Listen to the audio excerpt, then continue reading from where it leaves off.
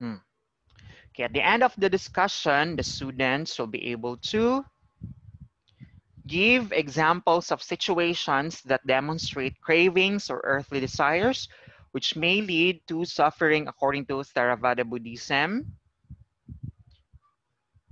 Define the middle way and evaluate the Eightfold Path in terms of how it achieves the middle way. So, origins and growth of Buddhism. Buddhism has its roots in Siddhartha Gautama, or Buddha, a Hindu prince, faced with the confusion of many gods and goddesses of Hinduism. Buddha started a movement that simplified the way to liberation. In this process, he negated the role of the gods, focusing solely on human strength and powers. So, based on this information, Buddhism, rooted in Hinduism, founded by a former Hindu prince, Siddhartha Gautama, or commonly known as Buddha. So, although Buddhism started in the belief of Hinduism, but the founder, Buddha, he disregarded the belief of many gods or goddesses or deities. So instead, the belief centers in the strength of human capabilities. Kaya in Buddhism, it's very common that you will hear the term transcendental meditation or focusing on oneself, focusing the improvement of oneself. In its early stage, Buddha started a radical way. Wait, hmm. In its early stage, Buddha started a radical way of expressing his beliefs different from Hinduism with his refusal to participate in religious festivals. But eventually, Hinduism simply absorbed Buddhist beliefs. Still, Buddhism died in India, but flourished in other Asian countries such as Sri Lanka, Bhutan, Tibet, Myanmar, Thailand, Mongolia, Vietnam, Laos, Cambodia, China, Japan, and Korea. So, Buddhism did not participate in rituals, ceremonies, religious festivals in connection with deities, just like what uh, the Hinduism is doing.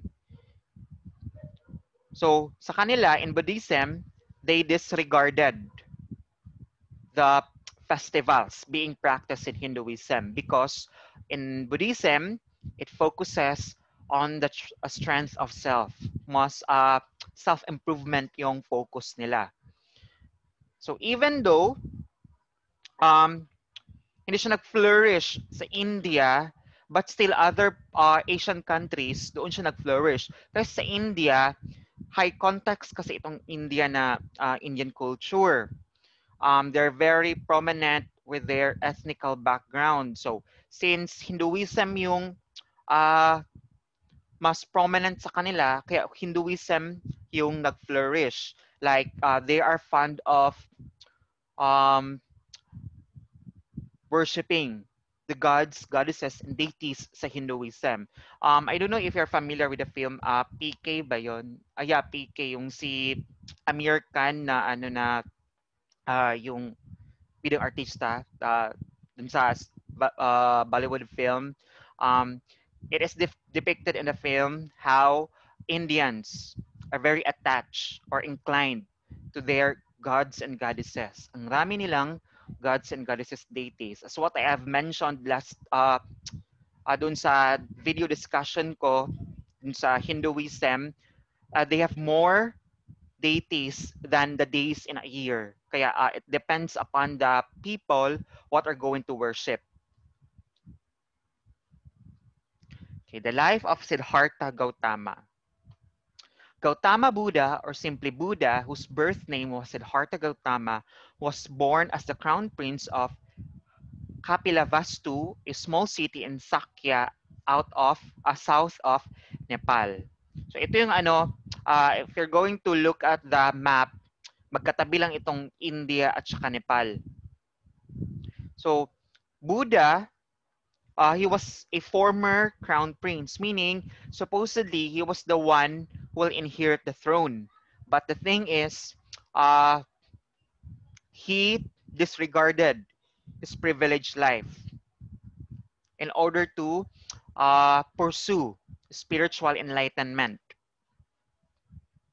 So, Gautama lived a privileged and luxurious life, but he decided to live his princely life and seek spiritual enlightenment when he encountered a sick man, an old man, a corpse, and a monk, which are now collectively referred to as the four sights. So, as what I've mentioned earlier, Gautama was a crown prince, meaning he lived in a luxurious life. He has a privileged lifestyle, but he disregarded his previous life the moment he encountered yung sick man, old man, corpse, and a monk, which are now referred as the four sights because this this embarks the journey of Gautama in terms of seeking spiritual enlightenment.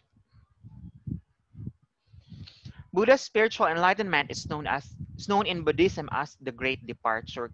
It is referred as the Great Departure kasi he dismissed his old life in order to pursue spiritual enlightenment.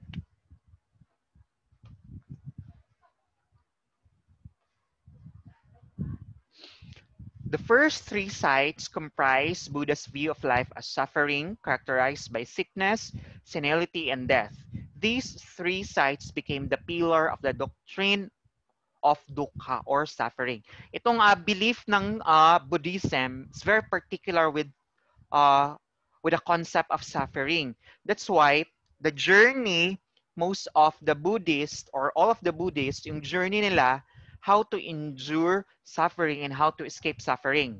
Ganun yung journey nila. And they need to focus on improving themselves. How to deal with sufferings, with the things in the world. Ganun siya. According to Gautama, three qualities, namely renunciation, wisdom, and kindness, could resist the three defilements of life. These three concepts are the factors that they could use in order to abstain from all of uh, the defilements in life, meaning the things that can make us suffer or things that make give us discomfort or unpleasant situation. When say renunciation, ibig sabihin you need to denounce yourself. Say wisdom, we need to obtain knowledge and understanding and practicality. Say kindness, we need to be good with ourselves and to other people and to the environment as well. So renunciation could temper a person's worldly desires. As what I've mentioned, uh, denouncing yourself from the earthly and worldly possessions and desires. Okay, wisdom could overcome ignorance. So, by obtaining wisdom, we will be able to have knowledge, understanding, on how to deal with the world. And kindness could overcome ill will, meaning how to be good with other people and to ourselves.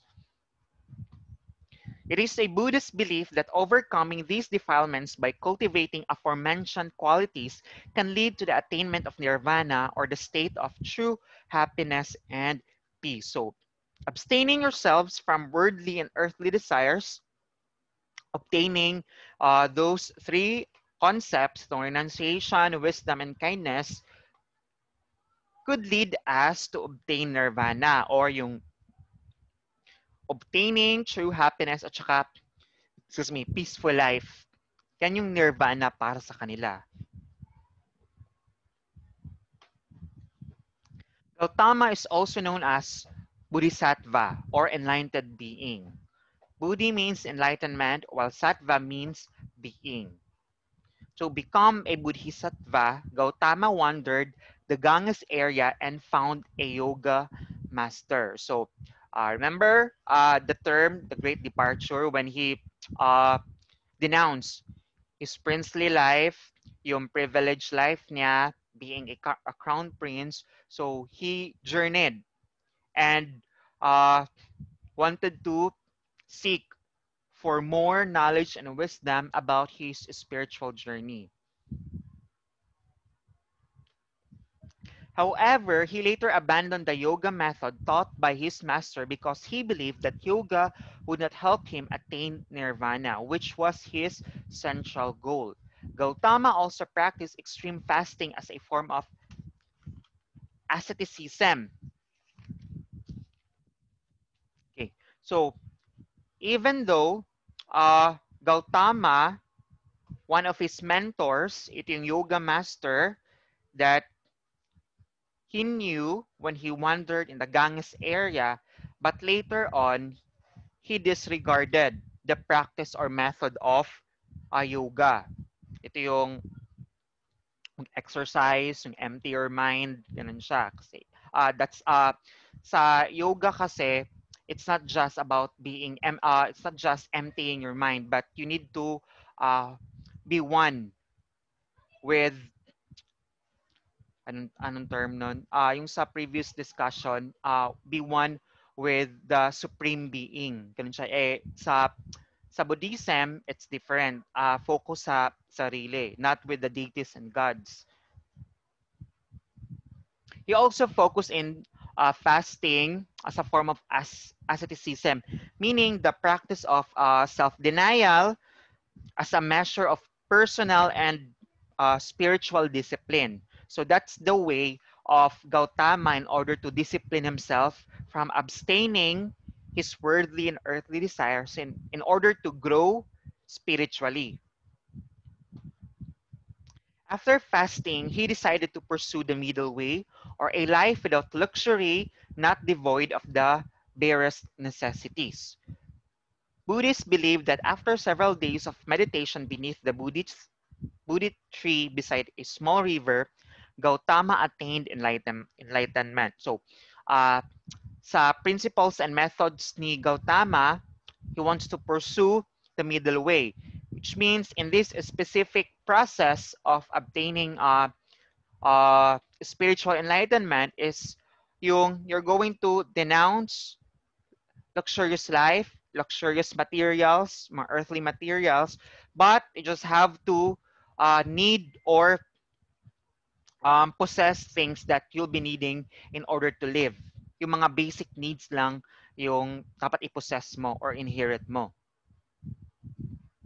And the place where Gautama attained enlightenment is now called Bodh Gaya.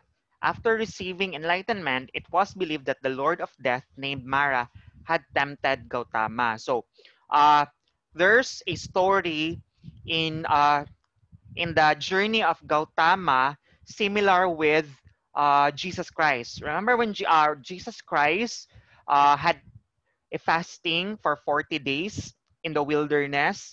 After his fasting, he was tempted by the devil. Ba meron siyang the devil had devised various ways and schemes in order to tempt Jesus Christ. The same thing with Gautama. Meron daw nagtempt sa kanya in order to denounce his spiritual journey. Buddha began to preach about the Four Noble Truths. Four Noble Truths right after his enlightenment.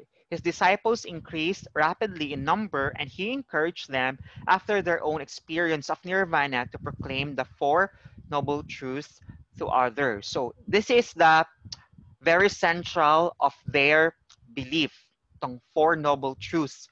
First is the truth of suffering, the truth of the cause of suffering, third, the truth of the end of suffering, and the truth of the path leading to end of suffering. Okay, these truths are not dogmas or beliefs. So, hindi siya itong dogmas or belief na parang the same with other religions that they need to religiously follow. But it's more of a personal journey. It's more of personal enlightenment. They are rather formulas for a happy life that Buddha encouraged others to practice in their own lives. Meaning it's an individual journey. So we have two forms of Buddhism, the Theravada at saka Mahayana. So let's first discuss Theravada Buddhism. It was established by Emperor Ashoka's children in Sri Lanka. The word Theravada, which means advocates of the doctrine of the elders, implies that Ashoka as an elder was practicing Theravada. Okay, when the time that Buddhism flourished in other parts of Asia, so nagkakaroon ng variations yung Buddhism. Since magkakaiba yung culture, magkakaiba yung geographical location, thus they formed, remember yung lesson natin yung sa assimilation, formation, the process of absorbing cultures and beliefs. So the same thing on what happened sa Buddhism. Since it spread out in other parts of Asia, kaya nagkakaroon ng variations. Other former beliefs of other people, yung mga new adherents, na combine nila o na mix nila doon sa Buddhism. And also have Mahayana Buddhism. It's a liberal branch of Buddhism. Mahayana accepted new teachings, texts, rituals, and reinforced the participation of the laity in the pursuit of nirvana and happy life. Itong Mahayana Buddhism, they accepted or they welcomed other religious beliefs and they combined or mixed doon sa belief nila. So although may pagkapareho sa Theravada Buddhism kasi variation of Buddhism, pero itong Theravada Buddhism, this particular variety of Buddhism is the closest to the original Buddhism. Ito namang Mahayana Buddhism, mas modernized siya, mas influenced by other religious beliefs. Okay, Buddhist scriptures. Buddhism also has a collection of sacred scriptures. However, it does not bind itself to simply following the text and its set of rules. Buddhists follow the content of their sacred writings, but they always try to go beyond what the text prescribed them to do. Moreover, Buddhist writings are not entirely based on the Vedas of Hindus alone. So, unlike with Hinduism, uh, they solely base their beliefs and teachings sa Vedas. Yung four Vedas na na-discuss ko last time sa Hinduism. But ito sa Buddhism, since it originated in Hinduism, thus meron siyang influence sa Vedas. Pero meron ding ibang teachings na fina-follow itong Buddhism aside from Vedas. Many of the contents are new. These were formulated by Buddha himself. Excuse me. However, Buddha did not write anything, but his teachings were transmitted orally for around 200 years. So, meaning Buddha had his own shares of the teachings. But the thing is, he did not write anything. Meron siyang mga scribes na he hired to write yung mga preachings niya. Over time, his monks decided to write down these teachings using the Pali language, a classical and liturgical language of North Indian origin. Scribblers wrote Buddha's teachings and sayings in the Pali language on palm leaves, which they collected and placed in baskets or pitakas. That Tripitaka comprises three baskets or main categories: the Vinaya Pitaka or discipline basket, the Sutta Pitaka or discourse basket, and Abhidhamma Pitaka, further basket. So you can see the influence of Buddhism dito sa Philippines in terms of in our language tong word na Pitaka. Kasi if you can still remember your history lesson, merong influence yung Indians sa atin during the trading and commerce in the ancient time, during the pre-colonial period, before we were colonized by the Spaniards. So, meron ng connection ang Philippines, mga pre-colonial Filipinos, at saka yung Indians. Kaya may, as you can see, may term na similar sa languages natin. The Vinaya Pitaka contains the obligatory rules for monks. So which means that itong Vinaya Pitaka, it pertains to the practices, teachings that the monks should follow. Parang ito yung procedures or laws that the monks should abide. These consist the things that they need to live their life para sa mga monks.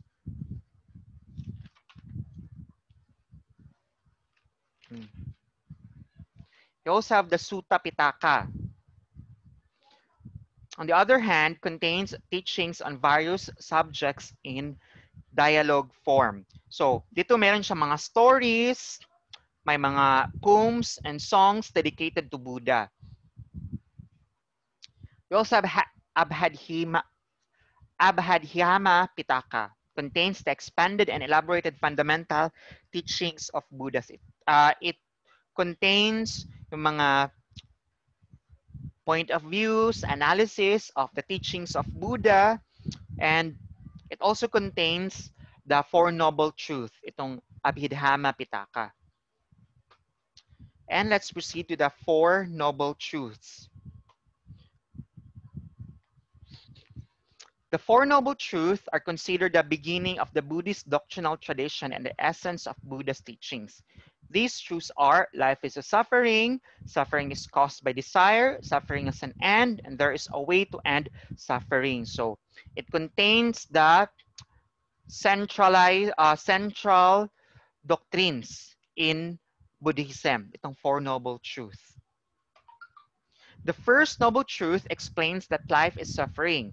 There is physical and psychological suffering such as sickness and trauma. So itong first noble truth, it contains the suffering that we're going to experience or encounter in our life.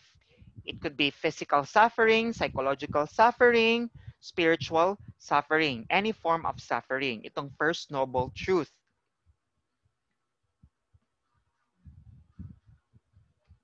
The second noble truth sees desires, greed, or craving as the cause of suffering. So, itong second noble truth, it explains why we suffer. What's the root cause of our sufferings? So, it could be our greed, our earthly desires, the material things that we need to possess in life, yung mga cravings natin or the things that feed us. These are the things that can cause our suffering. And we also have the third noble truth. It contains that suffering has an end.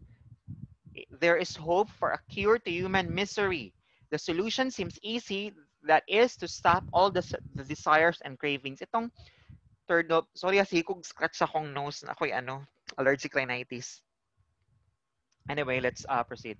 Itong third noble truth, it explains that suffering has an end.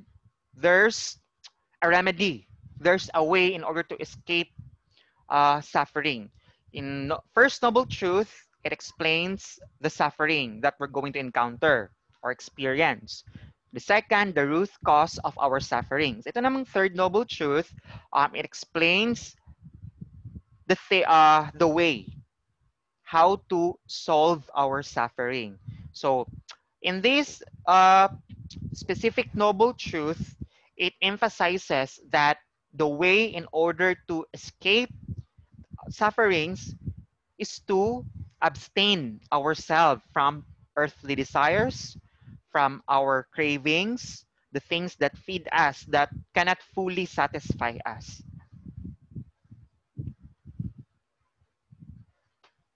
Then we have the fourth noble truth. It is the eightfold path. It is practical guide to self-transformation and liberation from all defilements of life.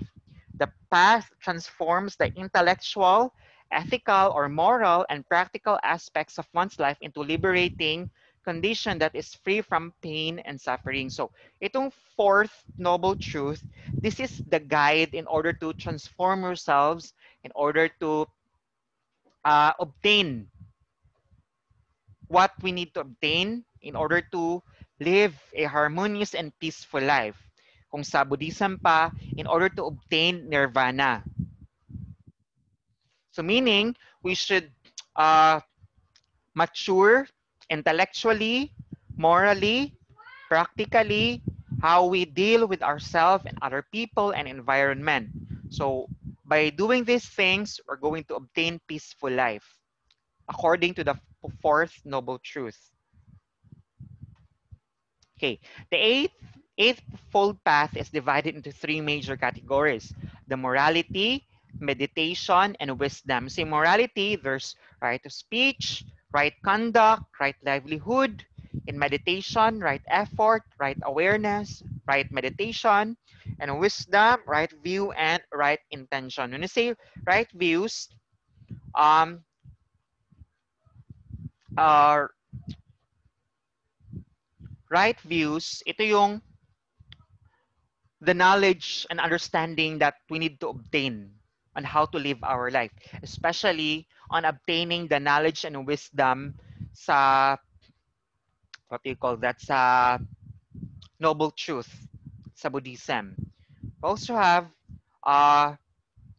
right thought. Yung right thought is you're going to detach yourself from negative things in life, such as yung mga ill wills or yung hatred, cruelty, other negative aspects. You also have right action. See, right action, how to uh, how to deal other people, how to deal the environment, what should be the appropriate actions that we need to do or the right behavior. We also have right livelihood. Say right livelihood, um, this is the proper way of living, obtaining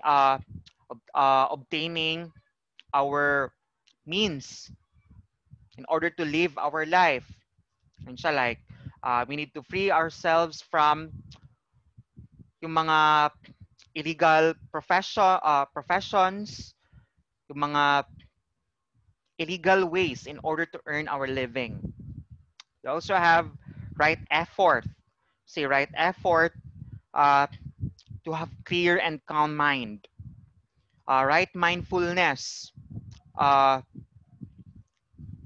we have to have a clear mindset, clear mind in order to obtain peaceful mind, um, in order to obtain harmonious relationship with ourselves and with other people.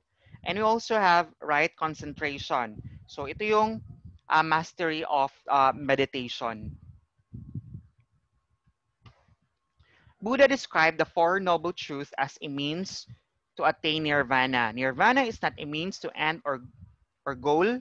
Rather, it is the goal itself. So every Buddhist has to strive, attain, and realize this goal. So, in order to obtain nirvana, ito yung uh, peaceful mindset, peaceful life. So, in order to attain that, we need to know and practice the Four Noble Truths. And that's the end of our discussion. Okay, do you have questions, clarifications? Sorry ha, nagkakatul jud sa akong ilang. Wala na, sir. Anyway, this is your performance task sa word religions and belief system. We're going to make an essay. The topic is the contribution of East Asian religions in the pre-modern world. Wait lang. Yes, individual ito. This is not by group. This is individual. Then sa instructions, focus in one element only. Okay, there are a lot of contributions that you can search the contributions of East Asian religions, but focus in only one contribution. Ha? Focus na kayo sa isa so that you can elaborate more of the things that you want to discuss in your essay.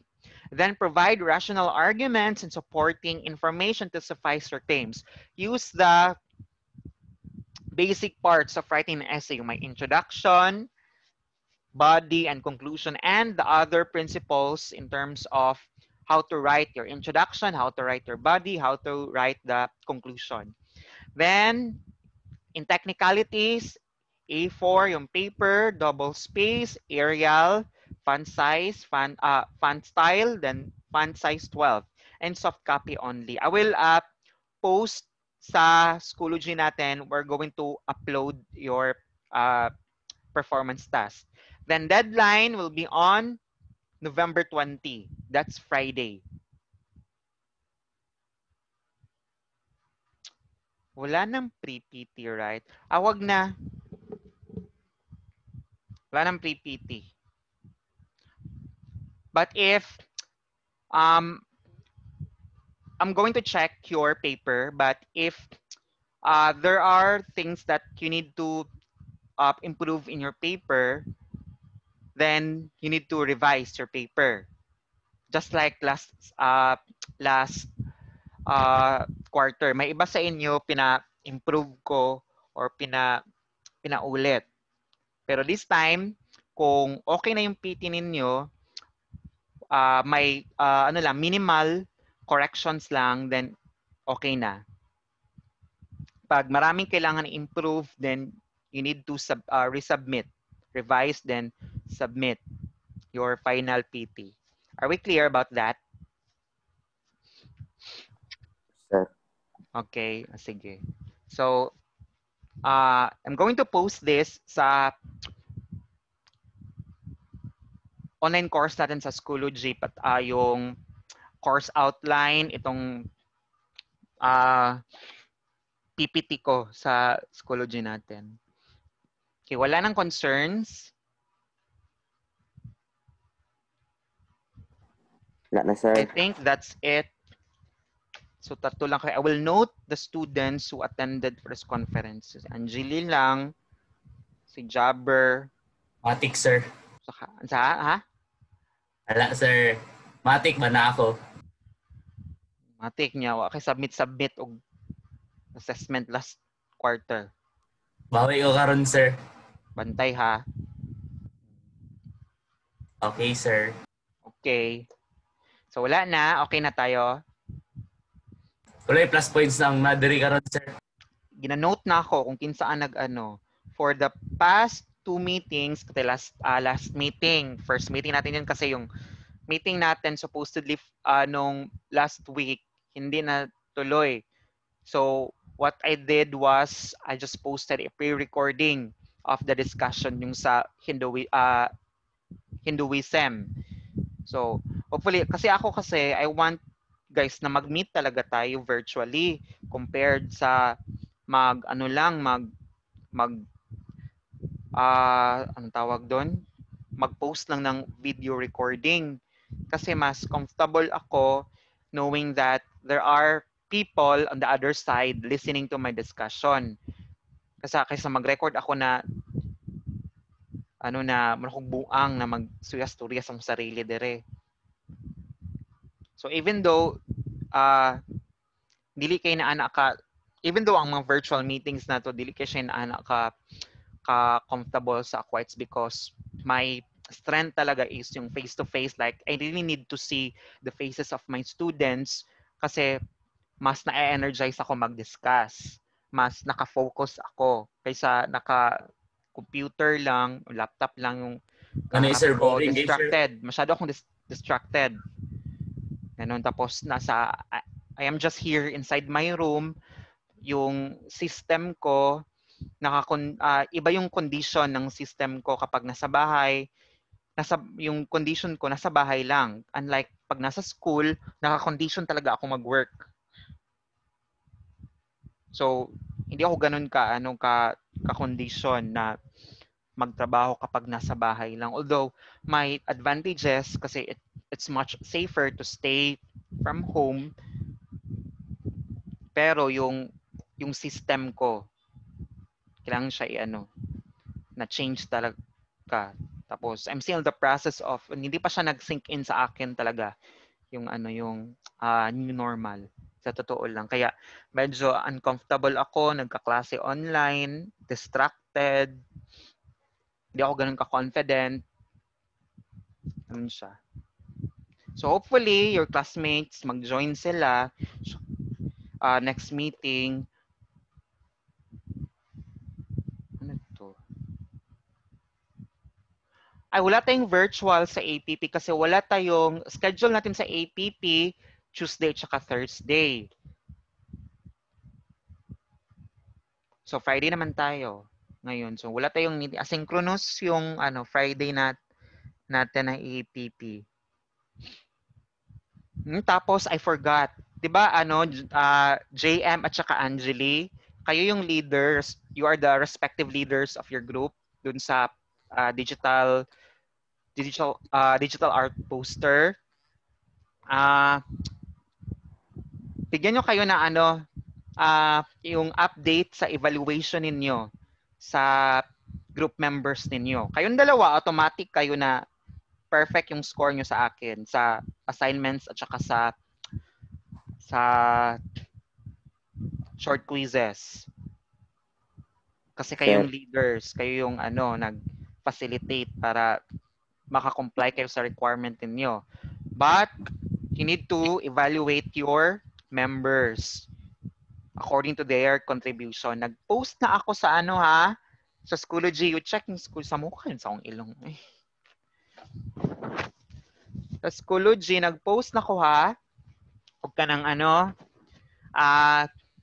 criteria for peer evaluation. Na-check ninyo, JM and Angeli?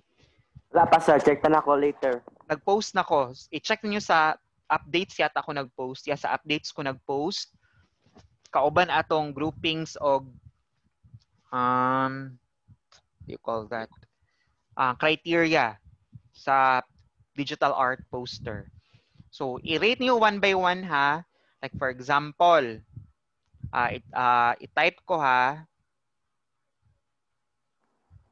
Halimbawa, kaninong member ito si Jabber? Sa kuha, manita na, sir. Sa kuha, sir. Sa kuha. Criteria. Ay, wait lang. Open ko Schoology natin. I-check ko yung kasama ko sa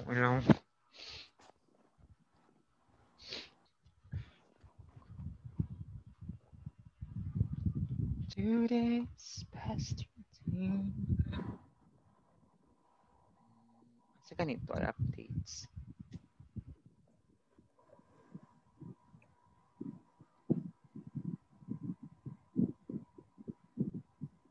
Ito na ako na-post. Peer evaluation. Ito halimbawa. Asa natin siya?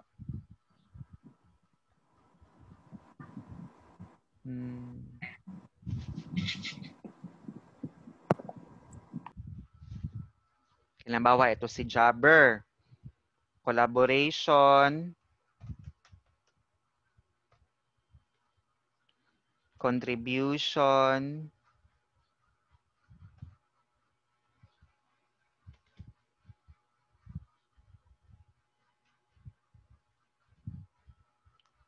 Creativity.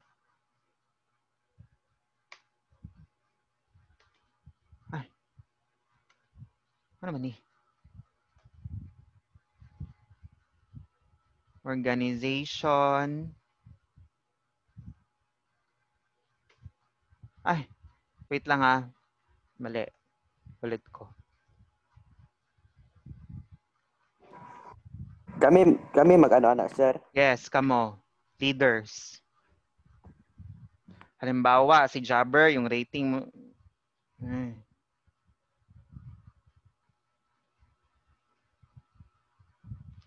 naman Sa mukha, oy.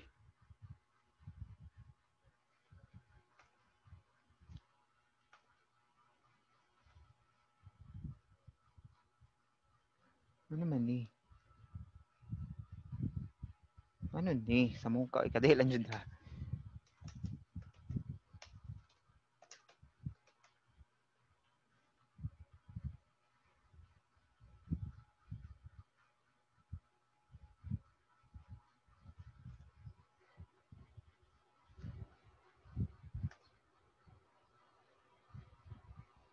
Kaya halimbawa kay Jabber.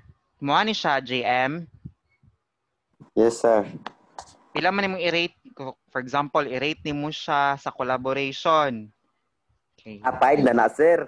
8 points. Kung Uy, sa mana? contribution, 7 points. Bro, magdisilingan. Activity, 3 points. Kung Ay, 4, 2, Ito na, Tur. 2 points. Bro, magdisilingan, oy. 2 points. Kung 5, 1 point. O, depende na sa Ay, imo. ikaw. Tapos next member na po. Example lang manino. out of 10 na, sir. Oh, out of 10 na dire o tanawa for collaboration, the member knows how to work with the group. Contribution, the member is able to share ideas for the project. For creativity, the member shares relevant and creative ideas. For organization, the member is able to conceptualize the planning of the project. And availability, if the member avails himself or herself on the process of making the project. So depende sa 10 points, 10 points. Total of 50 points. Tur, matik na 50, Tur, ha? Ay, kalimot. Ana ha? Are we clear about that? Every member Yes, ha, sir. i-rate nyo. Word lang, sir. Message nyo ako. You can chat me sa messenger or message kayo sa Schoology. EMS Word, sir. Ha? S Word. Okay na hindi MS Word. Ano nyo lang, i-type nyo lang sa message box. Lumang Angeli, oy. Okay na tayo? Understand? Okay na, sir. Okay.